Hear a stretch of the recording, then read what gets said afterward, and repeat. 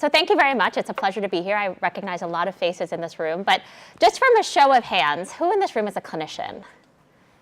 All right, good, a lot of you. And then I'll ask you as well, who in the room is not a clinician? There's quite a number of you. And so what I will tell you is that for the non-clinicians, although we're going to be talking a lot about clinical medicine here, this lecture was given to the first-year physiology students, so we kept it pretty basic in terms of clinical descriptions. So we're going to be talking about pitfalls and biases in common tests of organ function, and my objectives today are to recognize the pitfalls and biases of two commonly used tests of organ function, eGFR and PFTs, and we'll go into later what that means, to examine the use of race as an adjustment factor, and appreciate how physiology and data can be influenced by systemic racism in medicine. So for the clinicians in the room who probably use eGFR and PFTs regularly, I really hope to challenge your assumptions about how these tests are used and the validity behind some of them. So a lot of this comes out of work that the school is doing, and many, many people in this room have done to address racism and bias in medicine. And this is a relatively new website called Change Now, where you can find a lot of this work or look at Rainier. All right. So the schools released this mission statement, and it's a long mission statement, but the part that I want to address here is to be proactive in naming racism and bias when we see it, and to ask how is racism and bias operating in any given sphere. And the sphere we're going to be looking at today is physiology. And this statement comes from the site visit report from 2016, where we asked outside consultants to come in and look at racism and how it's operating in our school. And what they had for our long-term goals is to look at implicit bias in medicine and to do curriculum review, which focuses on the elimination of implicit bias, understanding social determinants, to review the curriculum for implicit bias in all aspects, and to have learners and teachers be engaged in an open discussion of science, societal values, and health. And their summary statement acknowledges that unfortunately in our society, when this is talked about, it's usually at a very superficial level. And concurrently in a medical school environment, racism is often discussed the same way, not talked about, or it's viewed as a topic to avoid at all costs. And that the review committee believed that we have this opportunity to address this and start discussing it in our classes. So what's happened? Well, there's been a number of different curricular affairs initiatives here. I've listed some of them, and many of you have worked on them and spearheaded many of them. In Focus, ASM, we've had grand rounds addressing racism and bias in medicine. Frontiers in Science, looking at disparities in care. The renal pathophysiology course has some slides talking about some of the GFR and kidney topics we're going to be talking about today.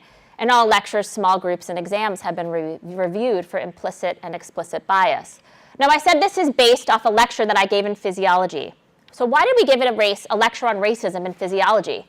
Physiology, right, is the study of organ function. And when we look at hearts and we look at lungs and we look at kidneys, we don't really think of them in a race-based structure. We just think of them in an organ-based structure. But the problem is, as we'll see soon, that when we talk about them in physiology, it's in this very idealized way. I can do anything to a heart in physiology, it's usually to an animal, but I can study whatever I want on that heart, or I can study whatever I want on that kidney. But once we take it to the clinic, we can't just put a catheter in any place we want. We have to use other things, and those things have inherent biases in them.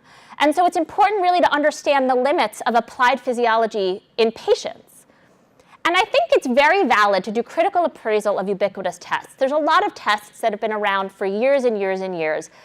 And they're so second nature, we don't really think about how they came about. But we should take time to critically appraise those tests. We wanted to correct universal beliefs about race in eGFR and PFTs before students encounter them in clinical practice. Once they get to the wards, people are going to talk about this stuff as if it's gospel. But is it? And a reminder to check your biases when reviewing the data. We spent a lot of time telling people to check their biases when they walk into a room before a patient encounter. What am I bringing into this conversation in my own head that might influence how I look at this patient?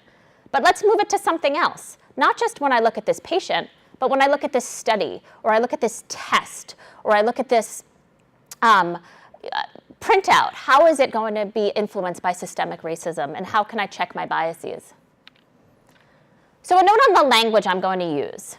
Authors regularly conflate race and ethnicity in their studies, and there's no standards for white, Caucasian, or black African American. when you're looking at papers. And so the slides that I'm going to be using will use the language of the study that's being discussed.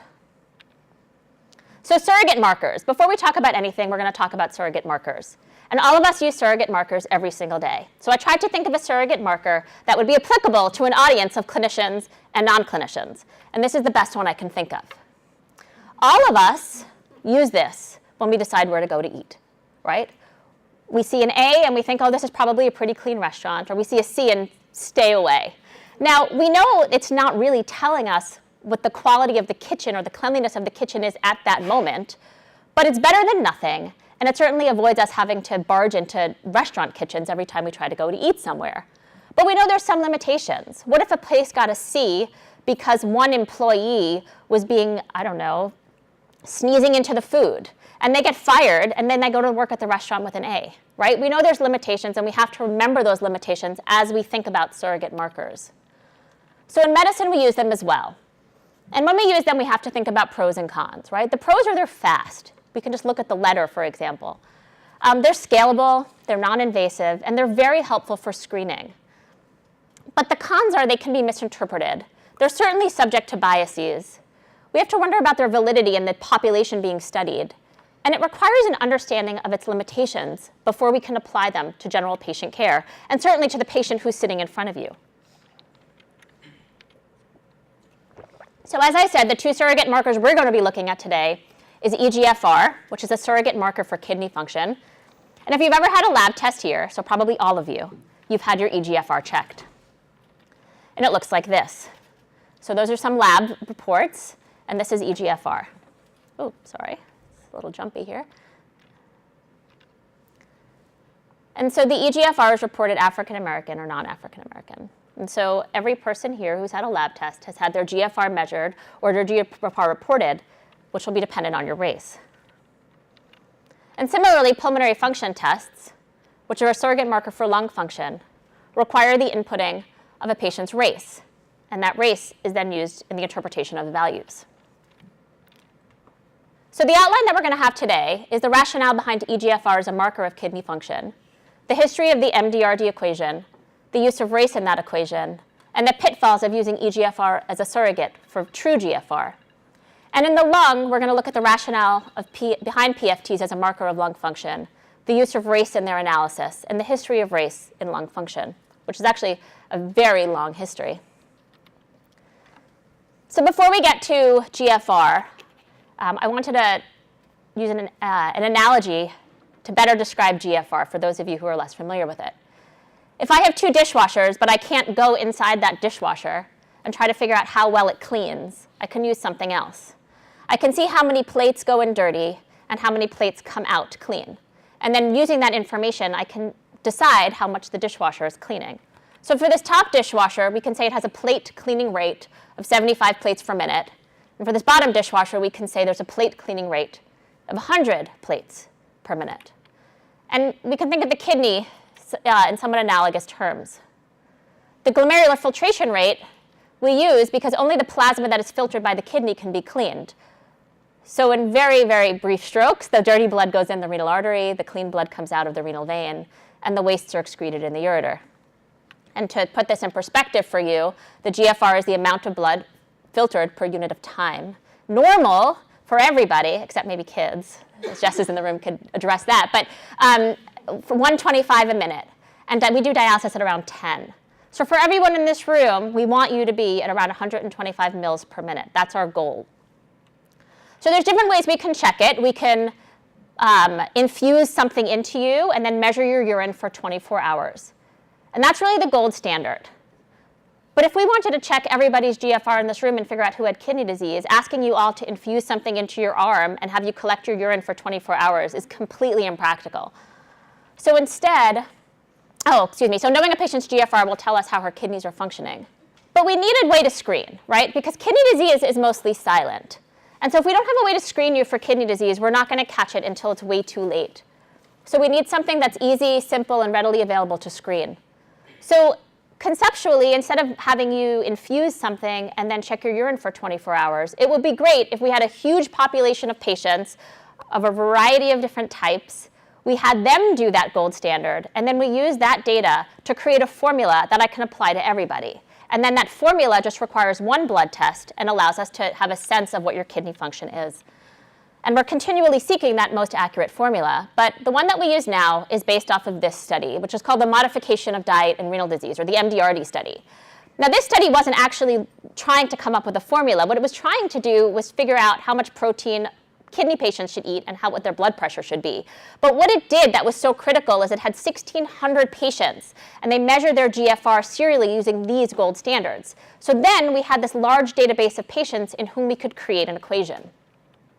And that's what happened. In the Annals of Internal Medicine, this paper was published in 1999 that used those participants to create an equation that would accurately estimate GFR. And then later in 2009, it was revised to make it more simple.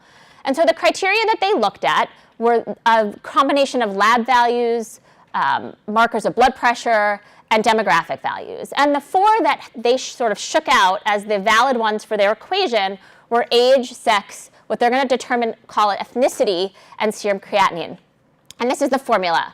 And so it's this formula where your serum creatinine, your age, your sex, and your, we'll call it ethnicity to keep consistent, are put into this formula, and then it's reported. And because the EPIC labs, or most of these labs, don't know your race or ethnicity, they report both, African American or non-African American. So the formula is ubiquitous. As I said, it's on every lab printout. And what's great about it is it allows us to identify patients earlier who have impaired renal function, and it's accepted as fact. I'm sure all the clinicians in this room accept this test as fact. But is it racist? And I'm so glad Lily's here, because Lily was the one who made me look into this, because she told me this formula is racist. And I said, what are you talking about? It's math. How is math racist? But then I looked a little bit more in depth and found out that math itself isn't racist, but how we apply it sometimes can be. So let's look at the demographics of the patients in this study. Under ethnicity, we have 197 black patients and 1,300 white patients. So about 13% of the sample was black. It's unclear if these patients were self-identified. There's obviously very few black patients, and we're trying to make a formula that's robust and can be used with lots and lots of people. You want as many N as possible. There's only black and white subjects. So anybody who's not black or white, you're just non-African American. So the question, right, in their discussion is, why on earth would race or ethnicity change your GFR, right? That doesn't make any sense. So they had to explain it somehow. And so the way they explained it was by saying previous studies have shown that on average, black persons have greater muscle mass than white persons. So where did this data come from? Well, the data came from these three studies. They're all from, two from the 70s and one from the 90s. The one from 1977 is somewhat old. The one from 1970 is now 40 years old. The one from 1978 is on children, and we can probably argue that children have very different body composition than adults. And then this one is from British subjects. But we can also reasonably assume that body composition and body type has changed a lot in the last 40 years. But this is the data that this is based upon. So what about other ethnicities? All these people were lumping into non-African American. Well, the equation doesn't hold up well when they've done studies using true GFR in Pakistani, Indian, Japanese, and Chinese populations. And blacks from South Africa and Ghana have true GFRs that actually correlate much more closely with the non-African American formula. So in 2009, when the more simplified version of this equation came out, KDIGO, which is one of the international kidney organizations, released this statement that the MDRD study equation has been validated in US whites and African Americans and European whites, but requires verification for other groups, countries, and racial and ethnic groups. And to some extent that has been done, although when we report it, we still report it as African American and non-African American. And they recommend that we validate that estimation equation in more diverse groups. So when I did this and put this together, right, you can see a lot of places that there's systemic racism inherent in the eGFR equation. We use a white standard on populations that have not been validated, and it turns out in the ones who have been validated, it's likely not even accurate. They created a regression equation using fewer than 200 subjects, and in order to justify their conclusions, they really used outdated and historically troubling data to support a physiologic explanation of the difference between white and black patients. It might not be a difference of muscle mass, it might just be a difference of we didn't have enough patients in the study. And we report African American and not African American on all these lab tests without actually acknowledging any of the problems within the study or how it doesn't even hold up for lots of different populations. But more specifically for you, right, and certainly for the clinicians in the room, which formula are you going to use if your patient is from Ghana, or your patient is biracial, or your patient has Indian parents? And I think that's a really good question, right? When we think about any of these formulas that have race in them, what do you do for an individual patient? So there's some other pitfalls. It's not validated in patients.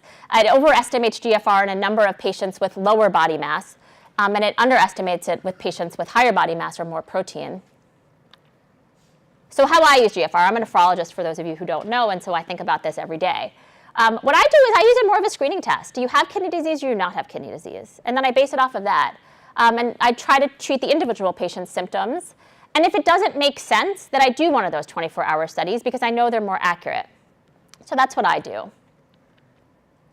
Future directions. Well, there's cystatin C, and there's other markers and other equations you can be using. This particular equation doesn't have race in it. And so that maybe this will be the way that we start to move, and maybe this is a more valid equation.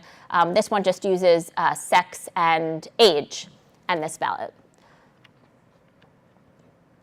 So eGFR then underscores the problem of using equations to predict a true value, right? We know the value we want you to have. We want everybody to have 125 mils per minute, and we're trying to see what you have compared to that. We're looking for accuracy. We're trying to find a formula that most accurately represents your GFR. For PFTs, it's different. For PFTs, we have a true value. You'll see why in a minute. I can measure your exact value that you exhale, but I don't know what to compare it to. So we have to figure out how to interpret this, and this is a problem of reference standards. So this is how a pulmonary function test is done. This is actually my daughter who has asthma getting her pulmonary function test done. But she's blowing into a machine. She takes the biggest breath she can inhale, and she exhales it into a machine, and that machine will quantify the amount of air she blew out. Now, these terms that we're going to bring up are less important unless you're Sakshi, but just remember that they're measuring lung function. They're measuring a value of air you blow out. And the conditions of that can change a bit, but the key is you're blowing out air. So the vital capacity is the maximum amount of air a person can exhale, and the forced expiratory volume is how fast you can exhale it, and that tells you different things. And the reason I'm putting both of these up here is that depending on the study we look at, they're going to be looking at different values, but they're usually, conceptually, it's the same idea. But there's no gold standard, right? Two different people might have two completely different pulmonary function test results, and they might be completely normal. And so these two people demonstrate that, I think, the best, right? So that's Simone Biles and that's Shaquille O'Neal. And we can assume that their vital capacity, the amount they can exhale, is going to be very, very different for those two people. But given that they're incredibly high caliber athletes, we can probably assume their lung function is excellent. But Simone Biles, who's under 5 feet, is going to blow out a different amount of air when she takes this test compared to Shaquille O'Neal. So this is how it looks when it's done. This is the patient. So the patient's blowing out 1.23 liters, and it's compared to this reference standard of 1.12, and then they come up with a percent of reference. This is my daughter. I just want to point out she's above 100% here. Very proud. So how do they make this reference standard, though? How do they determine what Josie should be breathing out? Well, the obtained values are compared to a reference standard, and that reference standard was based on her age, her sex, her height, and her race. How did race end up here, right? So how do you determine a reference standard? When you think about how you would maybe determine a reference standard, it should consider fixed conditions or things that influence how your lungs might work. So what are some ideas, right? What is normal? Your lung volumes can be affected by fixed factors: lung size, your age, your sex, and your genetics. If you happen to have a genetic disease where your body is breaking down your lung tissue, your lung function is not going to be so great. What about environmental factors? Well, extremes in weight matter, pollution exposure, especially if you're a child, cigarettes, nutrition, socioeconomic status, and pulmonary disease. And so we have to come up with a system that takes these into account. Do you take cigarette smoking into account? Or do we compare a cigarette smoker to a person who doesn't smoke cigarettes? And so experts come up with consensus to determine what makes a reference standard. And the expert in this case is the American Thoracic Society. So what do they recommend? This is from their most recent statement in 2005. It is important to choose as a source for reference values that has a test population that includes the age, range, sex, and ethnic group of the individuals to be tested. So why is that? This comes from 1991, the same society. Race has been consistently shown to be an important determinant of lung function when compared with Caucasians of European descent, right? We always compare to Caucasians of European descent.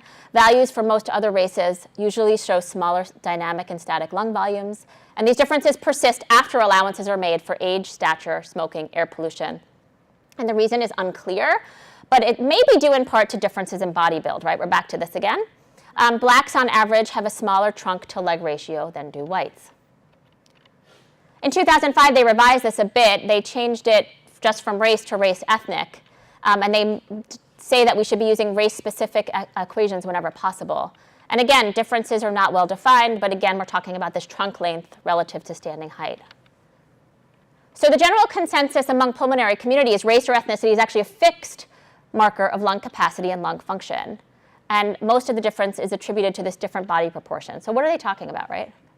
So this is what they're talking about. So you could see I like the Olympics, right? I'm like the worst athlete possible, but I like Olympians. So this is Michael Phelps. When Michael Phelps won all of those gold medals in London and Beijing, there was tons of reporting on why that might be. Why is his body so ideal for swimming? And the reason is he has this incredibly long torso. So although he's 6'4", he's got the torso of a 6'8" person and the legs of a 5'10" person. So he'd be considered to have a long torso.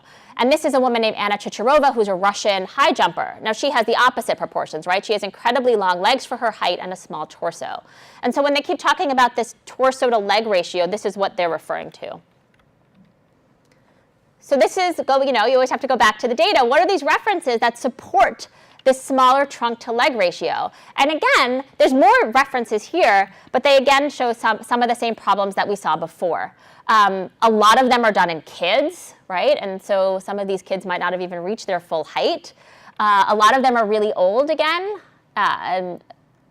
And the most recent one, actually, from 1999, which is the one I really wanted to grab onto and see how they were getting this data. The data is actually not published in the study. So they're really old, mostly from children. It's not US-based for some of them, and they're non-published data. So what's used today? Well, the data that's used today is this NHANES III data, which is collected in patients from 1988 to 1994. There are 3 separate equations, one for whites, one for African Americans, and one for Mexican Americans. And this was actually considered a very big improvement because prior to this, it was just the white equation, and then you multiplied it by a factor for the other races. So this was actually considered a big deal. For patients who are self-identified Hispanics, they use Mexican American. For Asians, there's still no equation. They adjust the white equation. There's 0 plan for mixed ancestry, and it's supposed to be at least self-reported race and sex.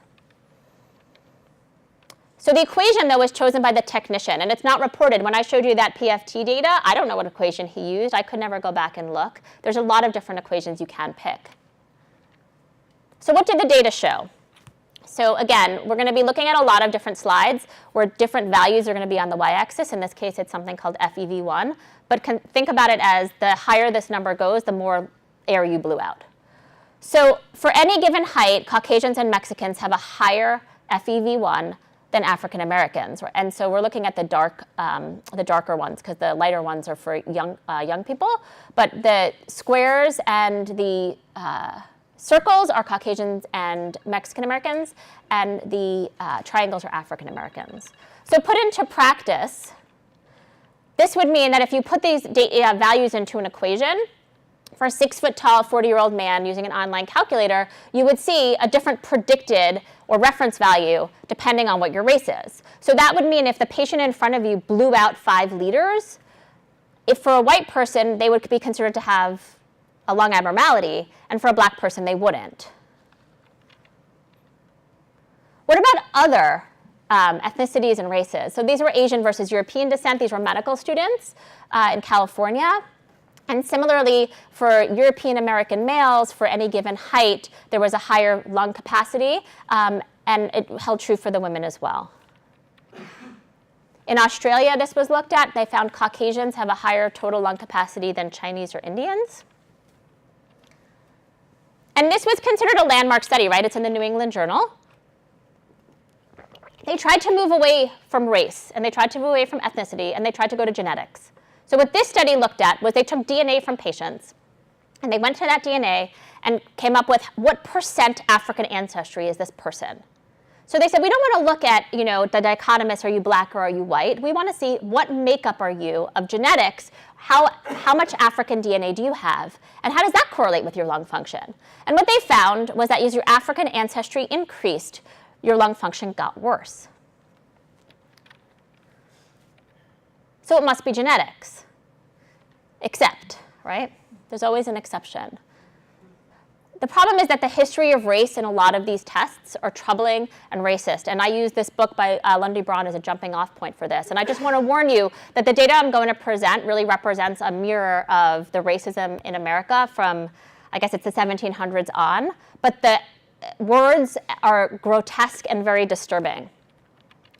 So this is the first important person, right, Thomas Jefferson, to talk about race in physiology. And so this is talking about slaves. They secrete less by the kidneys and more by the glands of the skin, which gives them a very strong and disagreeable odor. This greater degree of transpiration renders them more tolerant of heat and less so of cold than of whites, perhaps to a difference in structure in the pulmonary apparatus, right? So this is when we first start seeing a proposed difference in physiology between blacks and whites. Later, we were able to quantify data, right? And so watch out what you do with data once you can quantify it. The spirometer allows you to quantify lung volumes.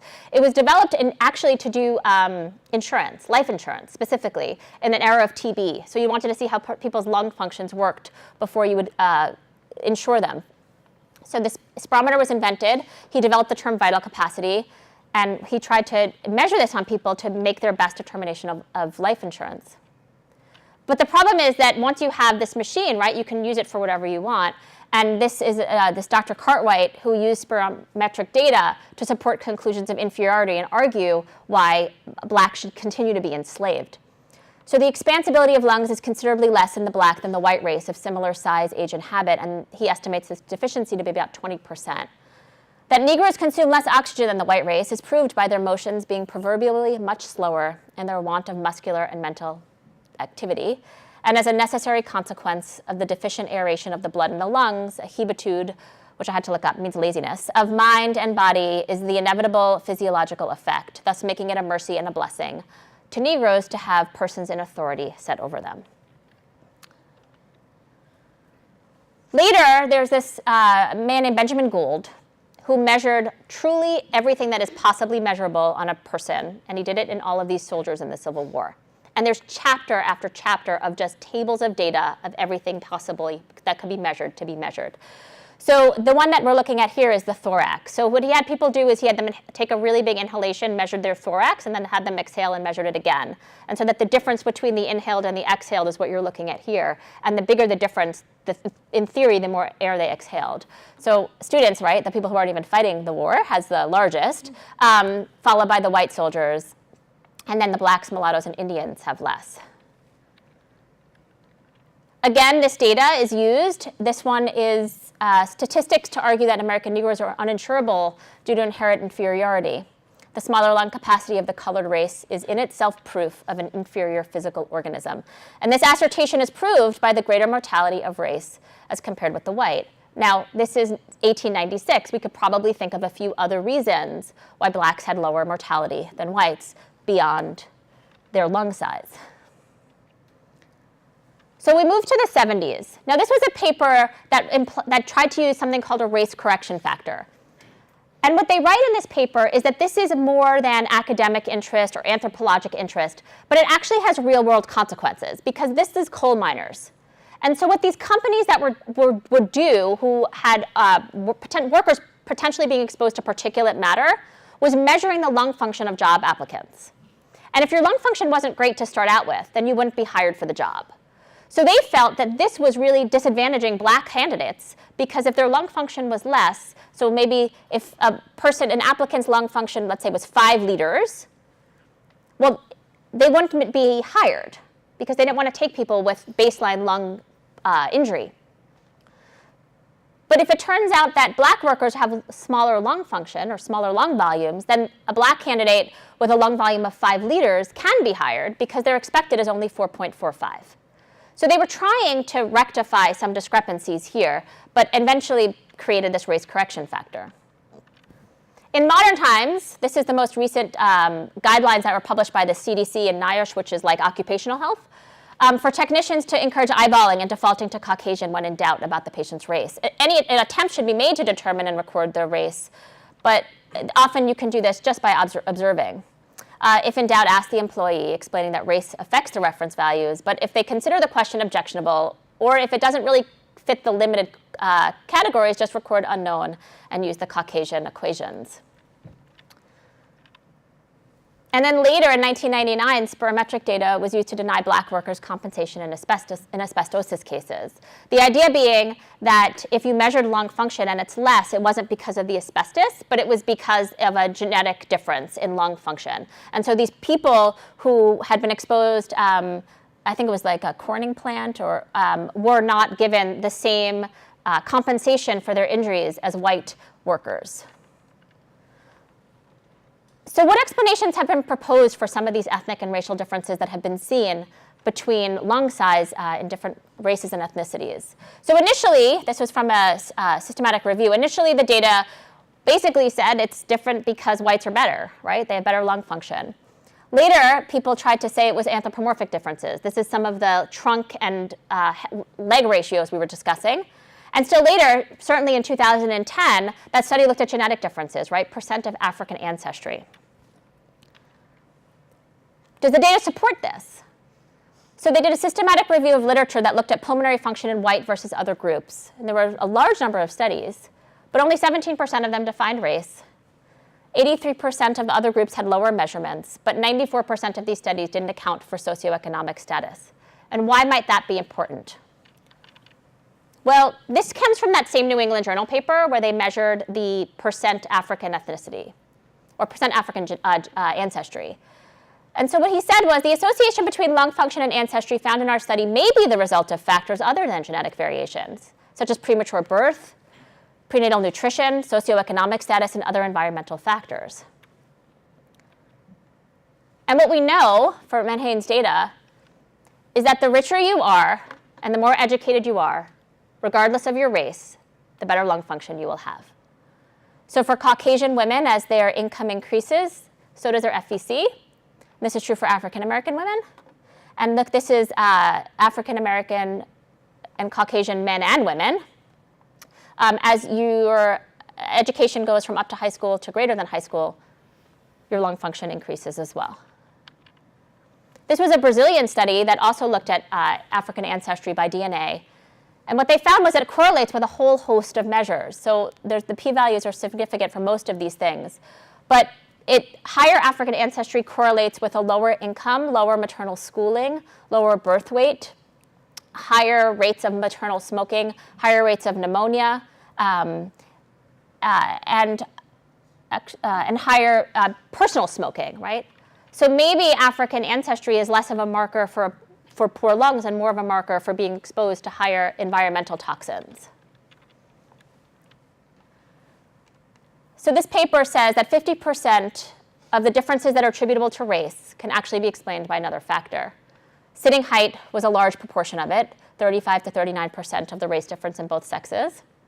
Poverty index accounts for about 7.5% and 2.5% of the racial difference in women and men, and the effect of education matters as well. So the conclusions from the PFTs.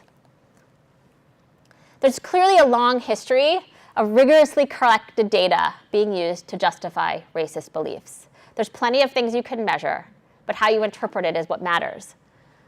The differences in lung function among races may not be fixed at all, but may have a large socioeconomic or environmental cause. And this is really important, right? Because if when you attribute a difference to a fixed cause like your race, then you don't have to try to fix it.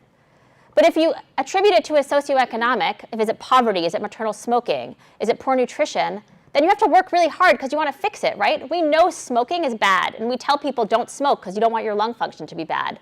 Maybe we should be working equally as hard to try to improve environmental conditions so that this difference in race isn't seen so strongly. I think it's pretty clear that sitting height is a more robust predictor than standing. But for reasons that are unclear to me, we still use standing height.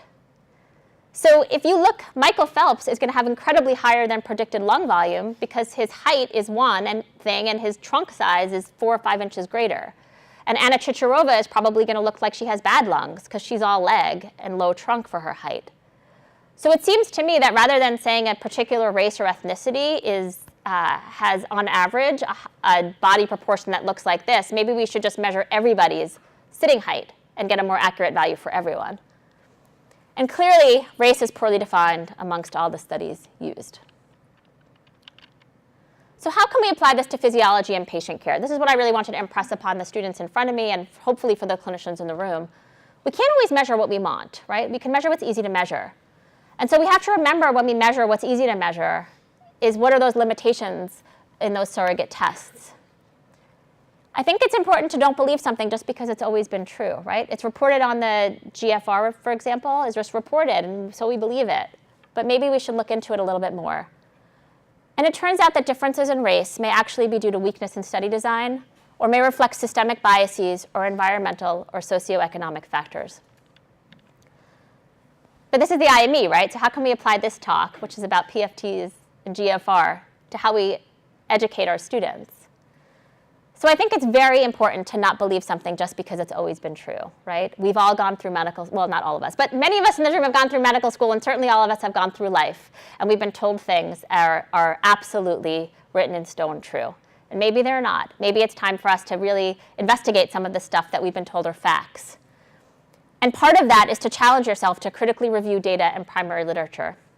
And certainly, as I found, using student feedback as an opportunity to improve, especially when they challenge you on assumptions you've always made. Maybe that's the right time to go back.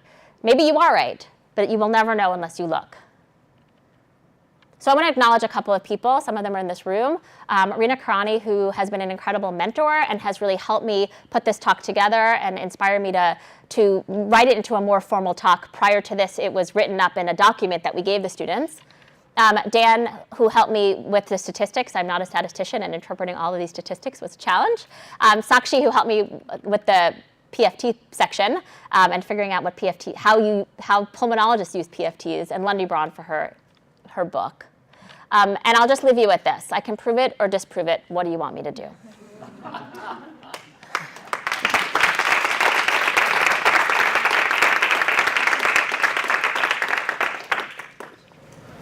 Yes? Very impressive talk. Thank very you. helpful, very important. What do we do in the interim as this gets worked out?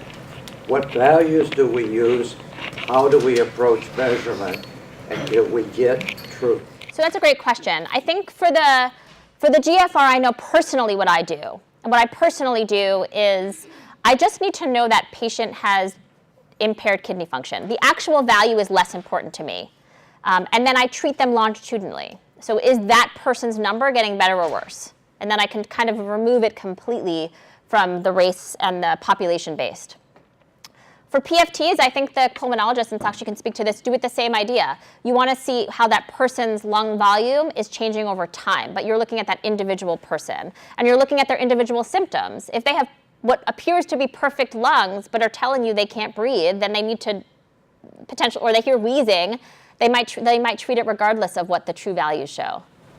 Yeah, with pulmonary, we just, rather than following the absolute number, we just trend the patient's trend and really rely more on symptoms than the actual printout of PFTs on their tests. So getting obsessed with just what the printout tells us without paying attention to what the patient's feeling is not going to be correct because we're relying on the raw numbers. So trends are probably more important for monitoring long-term function and symptoms, really, because it's very hard to just rely on what the machine gave us as a printout. It's very tricky. Yes? Do you see in the numbers, the report, a bias? Do you see anything like that bias in your kidney patients in when they start dialysis or their access to kidney transplant? So access to kidney transplant has been a problem, and so they've made major changes to improve access to kidney transplant. I think a lot of the access to dialysis is less based on racism within a formula and more based on access to medical care. So we know that if you access medical care late and we've lost the ability to do anything to fix your kidneys, then you're going to be on dialysis faster than a person who's been having their blood pressure controlled for years. So I think that's the big, and I never put the patients on dialysis based on the numbers. I do it based on symptoms. So I've had patients whose numbers look frightening, and I run down to the ER planning to dialyze them, and then they look perfectly fine, and I say, oh, I guess you didn't need dialysis. And then other patients whose numbers look pretty good, but they feel terrible, and we dialyze them. So I think that most of us who take care of these patients regularly don't just rely on numbers. But with the transplant, you said there was a problem. I know there's a problem, genetics and compatibility, but what about with this measure? Do you see? We don't use this measure. Transplant is based on time on dialysis. So your transplant listing time, even if you've never seen a transplant doctor, starts the moment you start dialysis. So a patient who has been on dialysis for 10 years and walks into the transplant office for referral on the first day of their 10th year doesn't have 1 day, they have 10 years of wait time. So that was actually put into place within the last 2 years to address major disparities in different races getting transplanted. Angela. Hi. Thank you for your talk. Thanks. Could you talk more about how this conversation is happening with your colleagues? We're doing a lot of work on trying to build the capacity of our teaching faculty in the clinical setting to mitigate bias at the bedside as an educator to our students. And I've no doubt that you will have this consciousness at all times when you are teaching students in the clinical environment. But how are your colleagues understanding this as well and translating all of this work that you've done into their teaching strategy so that they can say, this is how I use the GFR or the PFT, if I said that right, and bringing this to the forefront in that teaching moment? I think it's a great question, and I think part of it is we want to impress upon students to not just use numbers when they're taking care of patients, right? To look at the patient as a whole. But I can say with assurance that many of my colleagues would believe a lot of the talk I just gave was BS. Right. Right. So what do we do with that? I mean, I try as hard as I can to show them the data and show them where the data, because if you're going to when you're dealing with a person who has that belief, sort of speaking about history doesn't really help. But speaking about data sometimes does. Right. And so when you can show them the data and you can show them the papers yourself, I think that's where you can, for that particular type of person, you can make more changes. So what is the history behind the recording of the eGFR in the labs, in the chemistry? And is there a reason that it can't be removed? So it's tough, right? And we love it there. As horrible as that sounds, we love it there because the problem, what we were seeing prior to this, is people were just eyeballing what the creatinine was. And so if the creatinine was 1, they said, oh, that patient has no kidney disease, but it turns out that patient was 85 and it turns out they actually have stage 3 kidney disease. So putting that in there was so we wouldn't miss patients with an opportunity to act. So the reason it was in there was actually helpful. And I still think it's helpful. I think what needs to be done probably is to switch to the cystatin CKD epi equation, which takes race completely out and still reports it, right? And then we still know who has kidney disease. I mean, your population doesn't work with this. Well, that's what I was going to ask, not to get too specific for the non-clinicians, but like when we're adjusting medications, we use Cockcroft Galt. Yeah, which doesn't have race. Doesn't have race, which has its own problems of overestimating, but at least doesn't have race in it. So I think the problem is Cockcroft Galt is not as accurate as this is, but CKD epi, for example, in an HIV population, I think has been actually shown to be more accurate. Right. So, I mean, like you, I look at the trend and the individual. I don't just say, oh, this means X. They have kidney disease, and they need. But I can tell you, plenty people do. I mean, that's like my entire consult service, right? This patient needs to be on dialysis, and you look at them and they tell you, they're fine. And so people really do put a lot of stock into these numbers. So maybe it would make sense to switch over to head on that. Then we have to check cystatin C in patients. Yeah. Yeah. So for patients getting intravenous contrast, do the numbers matter, or like an MRI or CT with contrast? So there's risk scores that you can use for risks of contrast nephropathy. Generally for MRI, we say anybody with a GFR lower than 30. But you can imagine that if you're African American or non-African American, you might have a 32 versus a 28. I would probably argue that for the many, many reasons that this is a problematic formula, I would say still stay away from it, right? So what do you suggest as an alternative? MRI is tricky because I think we're all afraid to get sued, really. For CT contrast, I usually say that if there's no other test and the test is critical, then you have to do it, and we'll just sort of deal with the fallout later.